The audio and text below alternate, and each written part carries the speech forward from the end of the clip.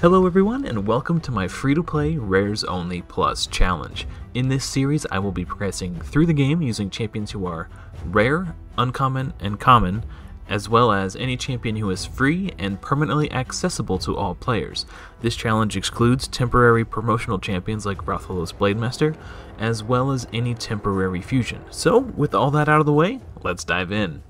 What's up guys, welcome back. So this last week we've been up to quite a bit. CVC has come and gone.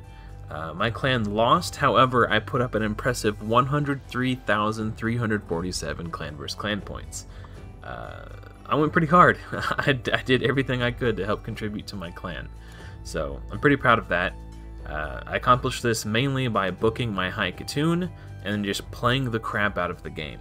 So it is what it is. If you want to score points in CVC, you just play the game. Anyway, what have we got done?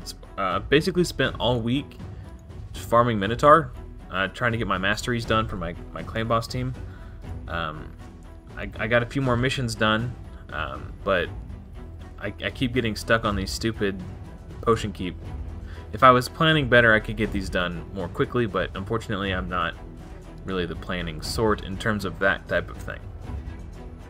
But in terms of masteries, so my first 6-star was Shield Guard, and I purchased his masteries with gems. So he's done. And then I spent 800 gems to get Aethel's masteries. And then I've been farming masteries for High Katoon, who has War Master now. And then Reliquary Tender, who also has War Master. And I'm working on getting Giant Slayer for Coffin Smasher, which we're pretty close. I need 350.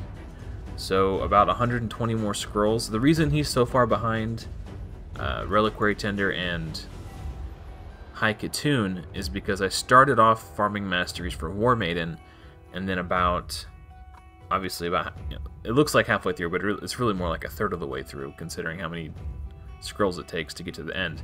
But when I got to here, I was like, you know what, I should probably start farming masteries for Coffin Smasher, because I know he's going to be in my Nightmare Clan boss team. So we got that done. What we're gonna do is after we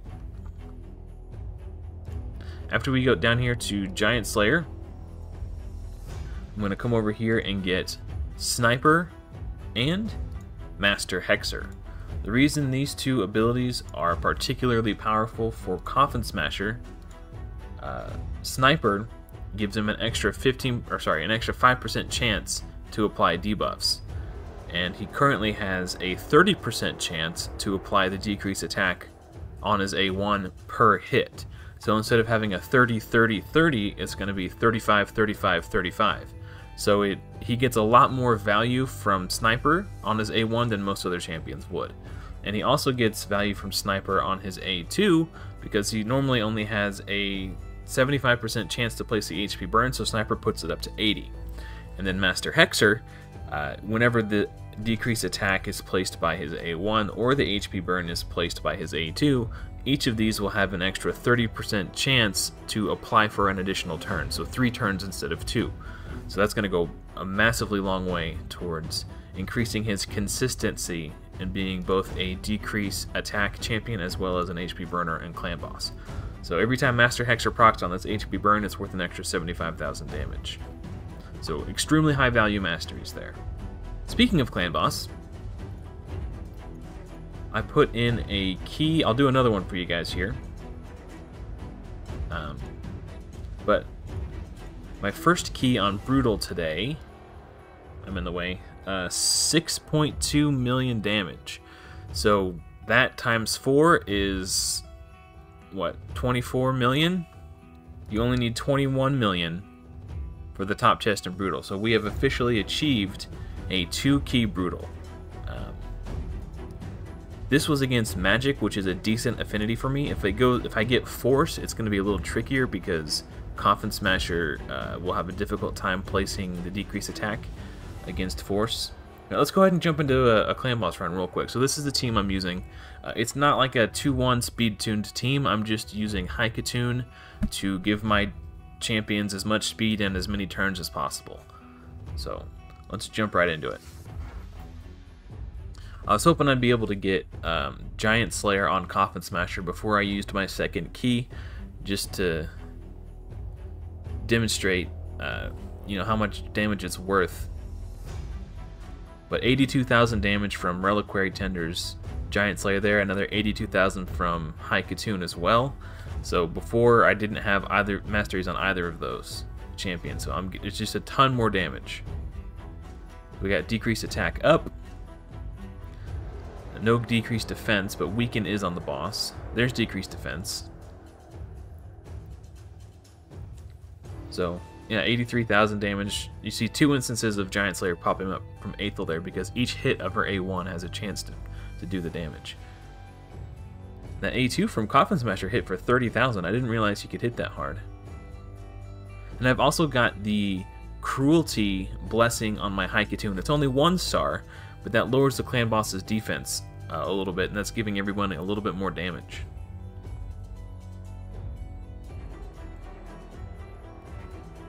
Also, Coffin Smasher's passive, you'll see whenever the clan boss attacks, you'll see it pop up. It'll say Gloom Mist.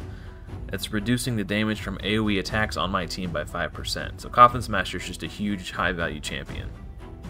Unfortunately, High Katoon takes the stun against magic. There's just nothing I can do about that. So Coffin Smasher came into this team to replace my Shield Guard.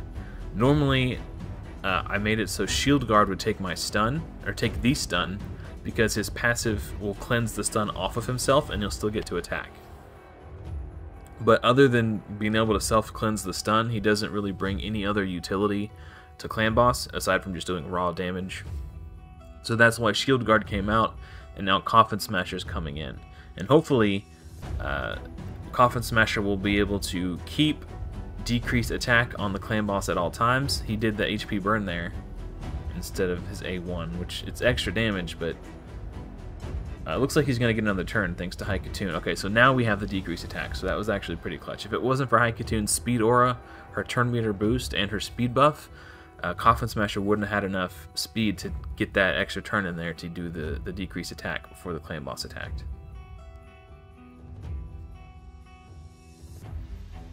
Alright, let's jump to the end of the run. I'll show you the end result in terms of damage. Ooh, so that was a pretty big hit there. Coffin Smasher did not have decreased attack up for that attack. And you can see it took its toll on everybody. So there's an argument to be made that I could turn off Coffin Smasher's A2, which would make sure he uses his A1 every single turn, and that would increase the consistency in which I place decreased attack on the boss. Because anytime after turn 15, it's going to be pretty gnarly. Like, that would have killed my team if... I certainly would have killed High Katoon and War Maiden if decreased attack wasn't up. So I'm going to have to do some experiments and see... maybe run it for a week with the A2 off, and then run it for like a week with the A2 on, and see which setup gives me the most damage on average. Because that HP burn is worth a lot of damage. So basically the question I need to ask myself is, or find out is, how many extra turns in the fight does decreased attack on the clan boss give me? And how much damage do I gain from those extra turns? And would that damage outweigh the amount of damage I gain from using the HP burn all the time? But this key has already surpassed my other key by about 300,000 damage. So it seems like it's a pretty consistent 6 million plus. So there's, so we only need, and I'm 2 keying hard currently. But brutal, 2 keys gave us 12 minutes. So again, if we put all 4 keys in, it would put us at like 24, 25 million, which is plenty for the top chest in brutal. So, which hopefully we can start getting some more void shards, ancient shards, epic books, gems, like all that stuff. It's all really good. So we are officially on brutal clan boss. So that's really exciting. Hopefully I could do a little bit more damage if I get my key in on void. That would be really nice. We'll have to see. Hopefully I can get 1 or 2 keys in on void every day. In terms of arena, I'm in gold 4 quite comfortably. And not only that, but I managed to stay in bronze 2. I explained this during my live stream last night, but for each match that I win in Bronze Arena, I gain an additional 2 gold bars per victory, which doesn't sound like a lot, but per fight, that's an extra 6 gold bars per token that I spend each day. And I spend all 20 of my tokens every day. So that's 120 extra gold bars per day. You know, over the course of a week, that's like 670 gold bars extra, plus the additional 130 that I get for having been in Bronze 2. I think it ends up to a total of like 970 extra gold bars a week. So because of that, I was able to pick up a rare book alongside my Drexlar Blood Twin fragment. And you can see I got the fragment, and I'm already up. I'm still at 856. So before the week is over, I will still have enough gold bars that I can pick up this Ancient Shard. Plus, I still have 10 more tokens to use today. So there's another 120 or 180 gold bars that I'll get. So either today or tomorrow, I'll be able to pick up this Ancient Shard and a Drexlar fragment. And then by the time this comes off cooldown in 4 days, I should have enough to get the book too, which I desperately need. Right now, I only have 6 rare books because all the champions I've been building have been rare. I made a foolish mistake and I used 3 rare books on my War Maiden. I was getting tired of farming for extra copies of War Maiden, so 3 of the books that went into her out of the 1, 2, 3, 4, 5, 6, 7, 8, 9. So I farmed 6 copies of War Maiden to use as books on her, and then I just like, you know, I don't feel like farming it anymore. I'm just gonna use books. So I regret that now because instead of having 9, I only have 6. So that's a bummer. But hopefully, when the clan shop resets, we will get the rare books back because it's been 2 weeks since we've had rare books here. Also, because of in Clan vs. Clan, we got all the milestone rewards, so I have a ton of extra clan gold this week. So I was able to pick up 5 out of 5 Yakarl the Scourge fragments and have some gold left over. What I think I almost bought these accessories, but I think what I need to do is just pool all my extra clan gold and just buy rare books every time they're up in the shop.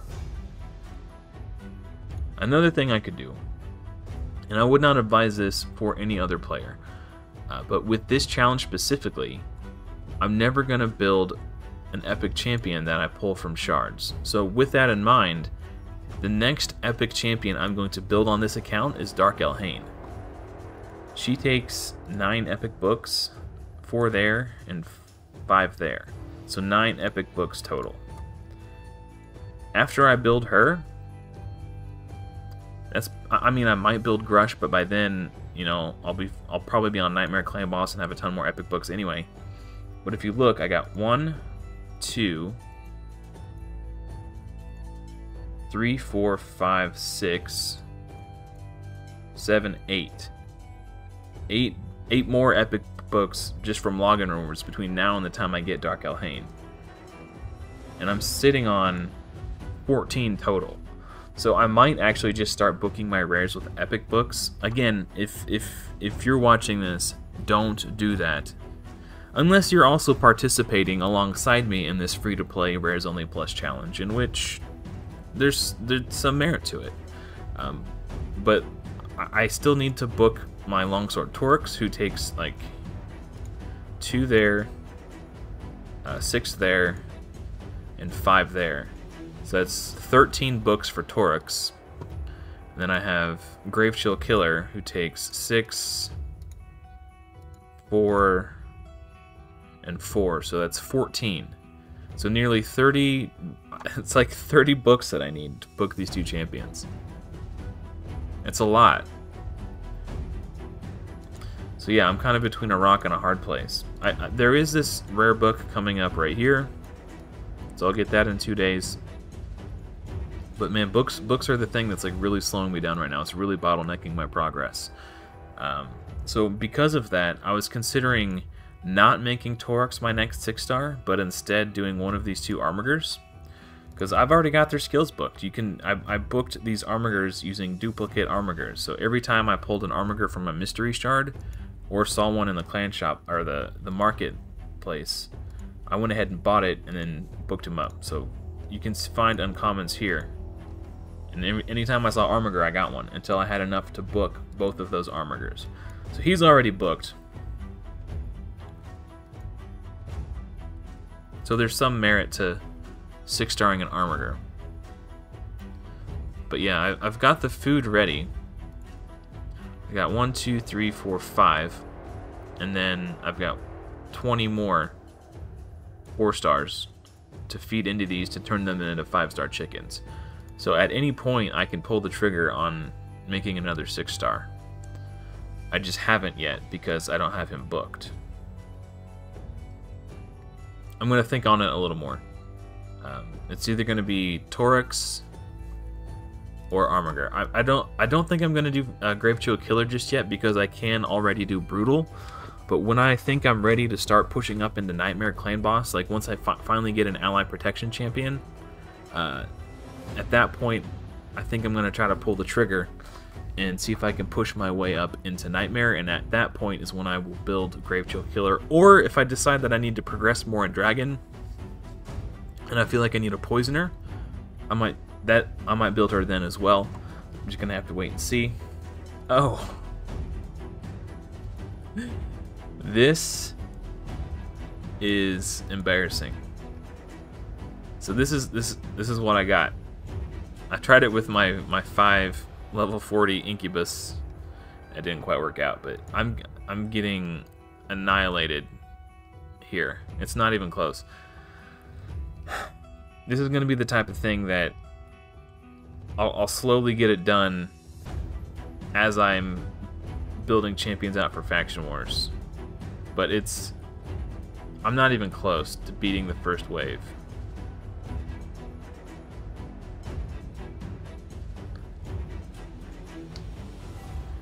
But we finally got it unlocked.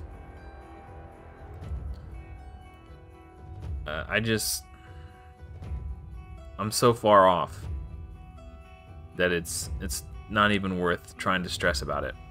Like, I would have to start building I'd have to go out of my way to build champions for this when there's other areas that I feel like are more important in the meantime. However, one thing that's really annoying about it is this quest, clear 2 stages in the Cursed City.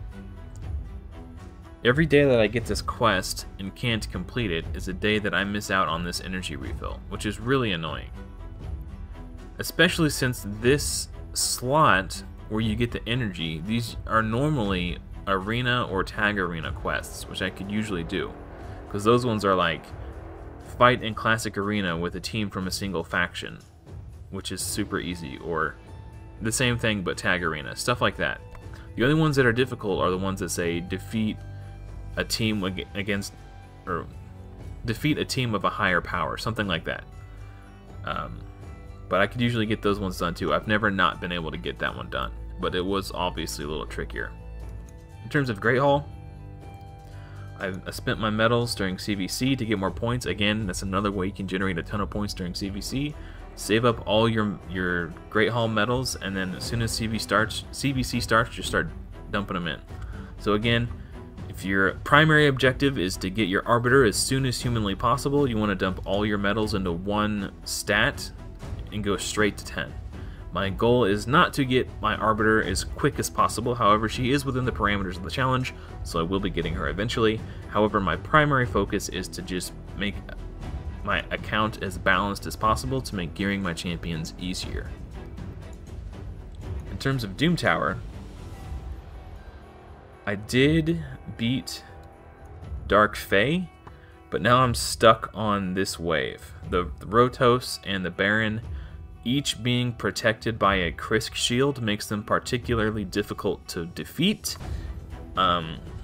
I think this is one of those waves where I'm going to need crowd control because I can't just kill them through the Krisk shield. They're just a little bit too tanky with that shield right now. So I'm hard stuck. So that's 1 vote in favor of Longsword Toryx.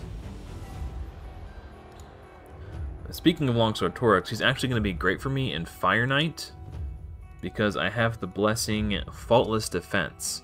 So because he places increased defense on his A2 on all allies, if all the allies are under increased defense when the Fire Knight attacks, it will reflect damage back at the Fire Knight and knock 5 charges off his shield. That's going to be massive because I don't have a ton of multi-hitters. I mean, I do. I have Coffin Smasher, I have Aethel, who each have a 3-hitter A1, but they don't bring any special mechanics to the boss fight that are going to help me there. I think my Fire Knight team is likely going to be Haikatoon, Longsword Torax, 2 Armigers, and War Maiden. So, Haikatoon has a single hitter A1, War Maiden has a single hitter A1, Longsword Torax has a single hitter A1, Armigers each have a single hitter A1. So, I think the only way I'm going to get that shield down is with Longsword Torax.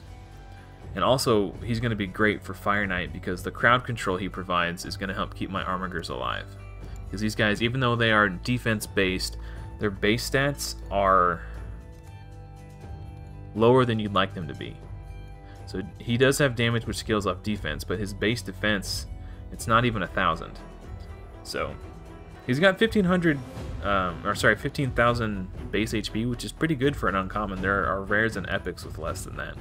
So he's pretty tanky for an uncommon, but in general, he's kind of difficult to keep alive, especially in the early game when you're trying to get him with enough accuracy and 100% crit rate and enough speed. Like this one I have in an accuracy chest, just because I haven't gotten any Sacred Order accuracy banners yet. I don't even have one on my account to put on him. These are my Sacred Order accuracies. 2 are from Clan vs. Clan, and this does have accuracy on it and it's defense, so that's nice. But you know, and then you're trying to gear 2 of them, you know, getting them to 100% crit rate. Ideally, I'll get one in a destroy set for Scarab King eventually, but that's a long way off too. I don't know if you saw my Scarab King guide, but it takes me like 11 minutes to kill the boss. So in terms of the Drexlar Blood Twin, where I didn't mean to click on that. I screwed that up. I was gonna wait until I had 100, so all the things would chip away at once. I can still do it with Yakarl. It's not too late. I got 40 for Drexlar and I got 22 for Yakarl, so we're making progress on both of those. And I've even got 12 on Archmage Helmet. That's something I forgot to mention in Doom Tower. These secret rooms in Doom Tower have been really favorable for my account so far. This one was Spirit Champions only, so Longsword Torax, Shield Guard, and Haikatoon basically just steamrolled the place. It took me 55 turns. What was the first one?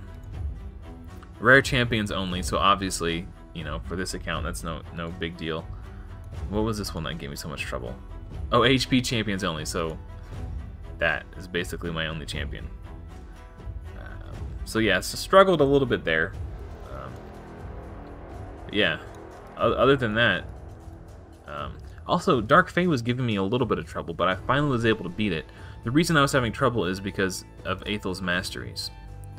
So if you're having trouble and you have a campaign farming masteries on your starting champion, like Whirlwind of Death, this increases her speed by 6 for each enemy killed by her, up to 18 speed total. The 18 speed she was gaining from Whirlwind of Death was putting her ahead in the team order of my War Maiden.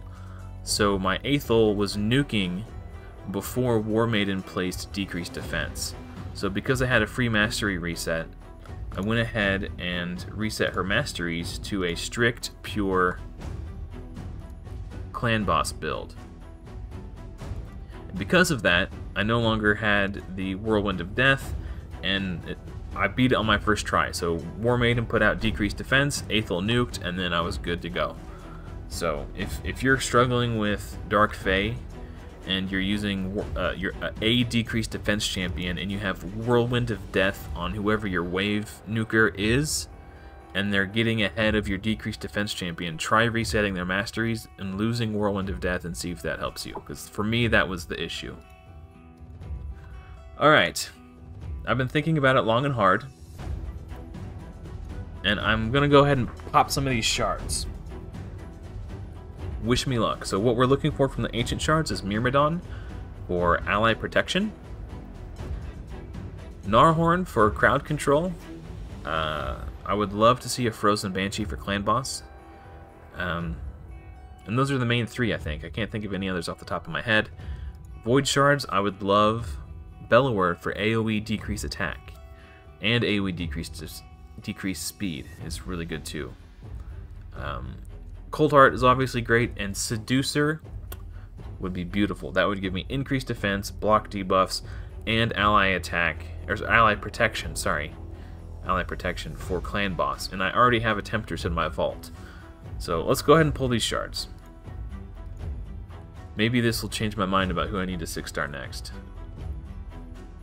I saw the Undead Horde's background, and I got really excited. I was hoping for a Frozen Banshee. Now that's Temptress number 2, who I guess I could use as a book for my other Temptress. Marked! Oh, that's good. She does the 60% increased defense and block debuffs. The increased defense goes on for 2 turns, block debuffs goes on for 1.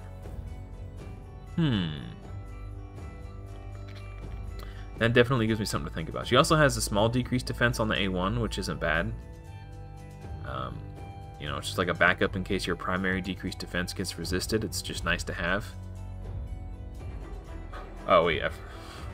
Oh, that guy, I don't even know what this guy does. Increased speed, turn me. Okay, that's pretty good. Attacks all enemies 2 times. Each hit has a 75% chance of placing freeze. That's not bad. 3 times. Wow, that seems like a really good Fire Knight hard champion. If I wasn't doing the rares only plus, I would probably actually build this guy over High Katoon. He's High Katoon, but instead, like, this is like High Katoon's A2. The turn meter boost by 50% and 30% increased speed. But instead of an AoE turn meter reduction, he has an AoE freeze. And an A1 freeze. And his self turn meter boost. Wow, this guy's really good. It sucks that I'm doing this rares only plus. That guy's a beast. Wow. It's my 3rd Ghoulish Ranger. Which, again, I'm gonna need multiple. Like, I'm gonna need to build multiple Clan Boss teams. But it's, every time I see this Undead Horde's background, the reason I'm planning on using him for Hydra is because he attacks 3 times at random, and each hit, even though it doesn't actually say each hit, I tested it and it is each hit, has a 30% chance or 50% chance when booked of placing HP burn for 2 turns. So he's gonna be a damage dealer for Hydra on my account, and now I have 3. But I was hoping for a champion I haven't pulled yet. Diabolist. She's actually really good too. But I prefer High Katoon, if I'm being honest. My 4th Aethel on this account.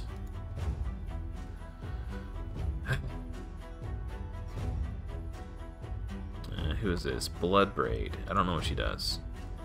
Heal reduction. 3-hitter. And A1 provoke. Probably not going to get used. Alright, hopefully we get better luck from the Voids. Doomscreech! Oh, that is so good. I'll explain why in a minute. Actually, I'll explain why right now. Okay. So Drexlar Blood Twin has a 5.2 times defense damage multiplier on his A2, and he has 1400 base defense. Drexlar Blood Twin is a very, very strong defense-based nuker. Doomscreech does a 30% turn meter fill and increased defense on all allies for 2 turns. This guy might just be good enough to use in my dungeon runs. And he's got, at level 60, he has like 20,000 base HP, so I can put him in a shield set and have like a really good go second team for either my primary arena team or in tag arena as like a second team. Doomscreech is really good. He does decrease accuracy on the A1 too. That's not bad either. Attacks all enemies. Yeah. Wow. Okay. That is really good. I was hoping for Seducer, but I saw the Undead Horde's background again, hoping for Seducer, but I'll take Doomscreech gladly. That is really good.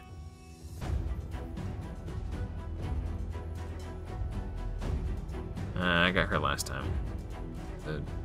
Not a bomb champion.